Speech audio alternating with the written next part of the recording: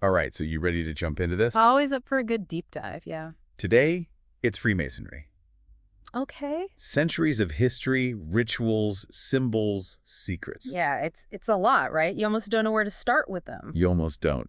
Luckily, we do. We're starting right at the beginning with the origin stories. Makes sense, get the backstory. And they're pretty wild, right? You've got ancient Egypt, King Solomon's temple, even Euclid gets roped in. It's like a Dan Brown novel. A little bit, yeah. And we even have these old Masonic manuscripts, like the Halliwell manuscript and the Matthew Cook manuscript, Right. laying out these intricate historical narratives, these timelines. So they were trying to make it seem like their stonemasonry, this craft they had this really long lineage going way back. It's about more than just the history, right? They were building a mythology, creating that sense of awe and tradition. Like, we're not just breaking rocks here. We're part of something bigger, something ancient, profound. Exactly, exactly. And for the new initiates, hearing those stories for the first time, powerful stuff. It's not just joining a guild. It's like you're part of this lineage going back centuries. Right, you're being led in on a secret that's been passed down for generations. Exactly. But we have to remember, right, this wasn't just a bunch of guys sitting around talking about symbols and rituals. I mean, these were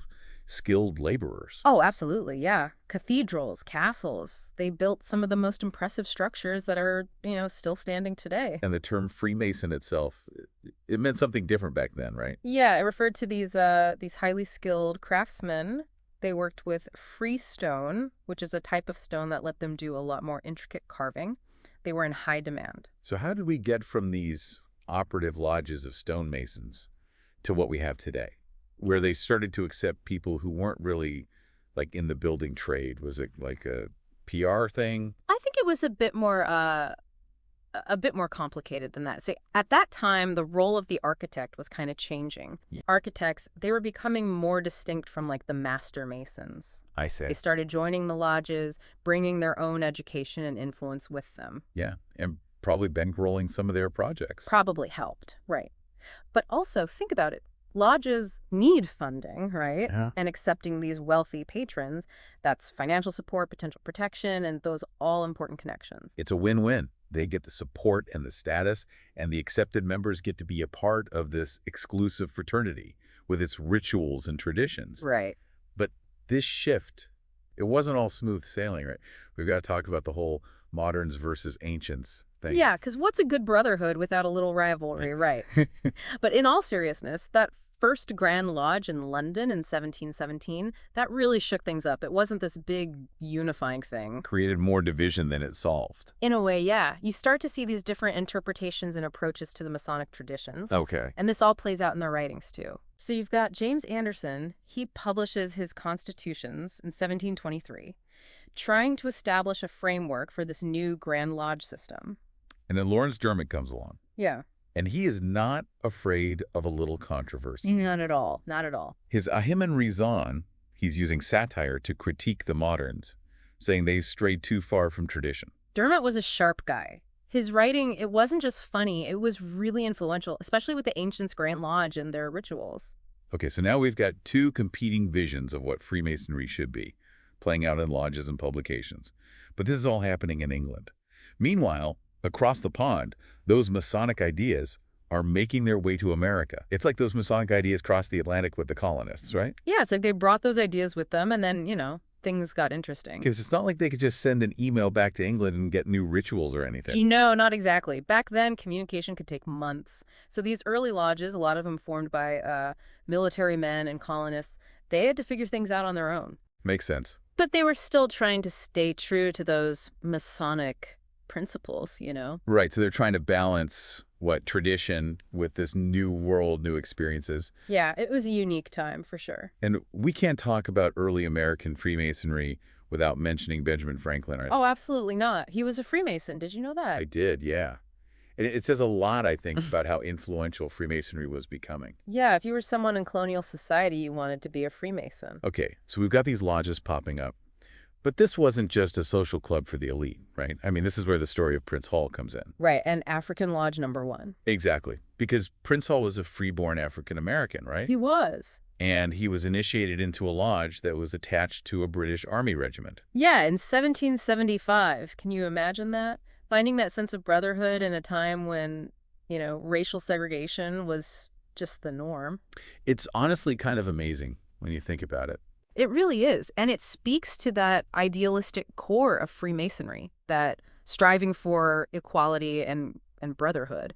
But it wasn't easy for them. Yeah. They faced an uphill battle trying to get recognized. Especially after the Revolutionary War. Exactly. Prince Hall and his lodge, they wanted that official recognition from the Grand Lodge in England, and they eventually got a charter. Okay. But they were designated as African Lodge number 459. Yeah, that numbering is really telling. It is, because it shows that even though they were embracing these universal ideals, they couldn't escape the racism of the times. Yeah.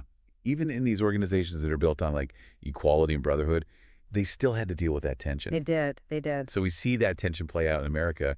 And then across the pond, things are getting even more complicated with English and French Freemasonry. Oh, the Great Schism. Yeah, that was a big one.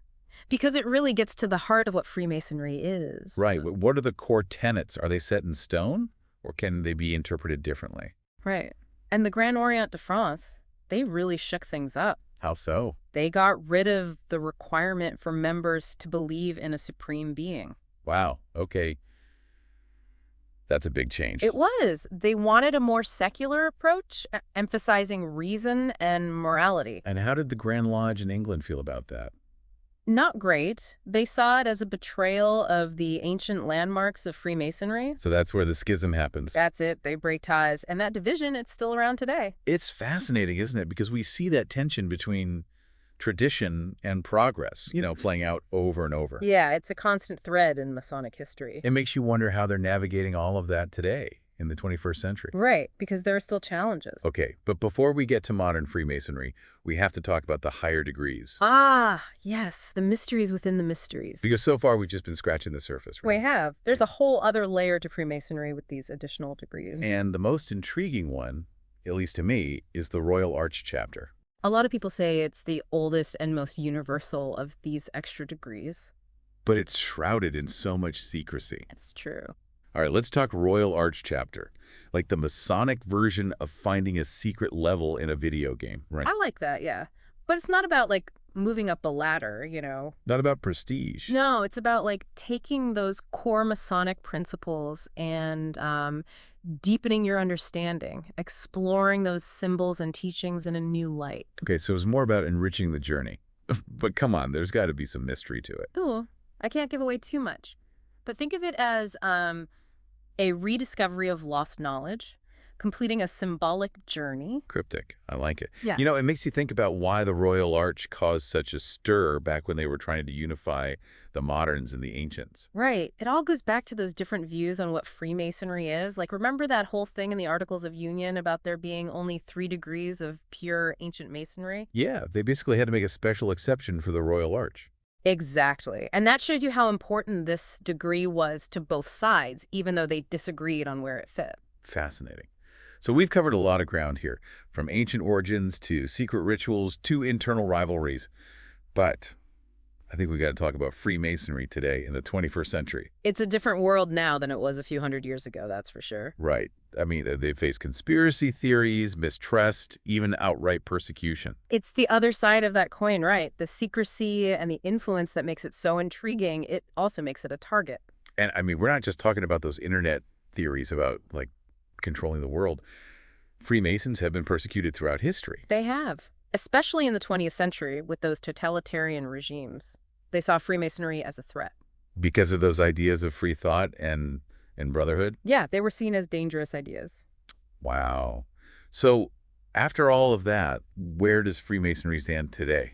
That's the big question, isn't it? I mean, they're still here, they're still going. It seems like they're trying to be more open, Yeah. do more public outreach. They have to combat some of those misconceptions, I guess. Right. But you can also see that tension between wanting to be more transparent and holding on to those traditions of secrecy. That push and pull between tradition and progress, yeah.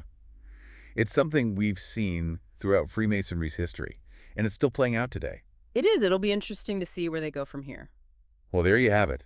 A deep dive into the world of Freemasonry, from those ancient origin stories to the challenges they face today. We've talked rituals, symbols, secret handshakes, the whole 9 yards. Hopefully this has given you a better understanding of this complex and often misunderstood organization. It's a reminder that sometimes the most fascinating stories are the ones hidden in plain sight. You have to know where to look. Thank you for listening. If you love history, don't forget to subscribe to History with Bree and Peter. Join us for more fascinating stories from the past. Hit that subscribe button and never miss an episode.